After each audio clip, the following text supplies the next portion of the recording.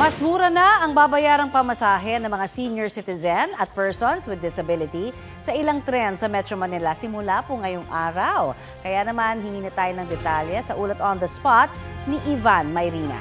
Ivan?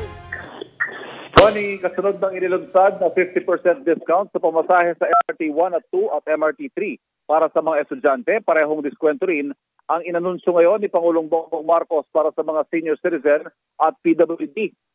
Sang talumpati sa MRT 3 Santolan Station ngayong umaga, sinabi ng Pangulo na dahil sa kanilang limitadong kit ay kailangan ng alalay ng mga senior citizen at PWD kaya sila binibigyan ng discount. Ikinatuwa naman ng mga nakausap nating senior ang programa dahil malaki tipid ito para sa kanila na mailalaan sa iba pang mga gastusin. Ang pinagsama-samang diskwento sa mga estudyante, senior at PWD malaking subsidiya mula sa pamahalaan. Walang naibigay na datos ang DOTR kung magkano ang cost nito sa gobyerno.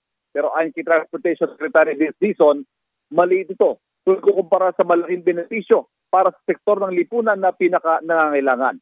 Dagdag pa ni Dizon, pinag-aaralan na rin ang pagbibigay diskwento hindi lang sa mga tren kundi maging sa iba pang mode ng transportasyon.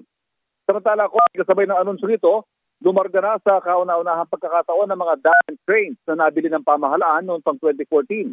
Sa kabuang 48 na bagon na mula sa China, bumiyahe na ngayong araw ang 3 at patuloy na inaayos sa iba pa para magamit at makadagdag sa kapasidad ng MRT. Karagdagang 1,000 pasahero raw ang dagdag sa kapasidad ng 3 bagong bagon na ito. Samantala, kasunod naman ito, ininspeksyon ng Pangulo ang usad ng Metro Manila Subway Project sa bahagi ng Camp Aguinaldo sa Quezon City.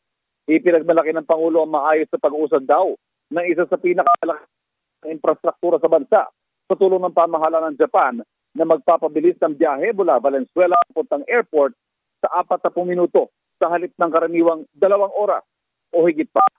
At yan ang latest mula sa Malacanang. Ivan Mayrina. Balik sa iyo, Connie. Maraming salamat, Ivan Mayrina.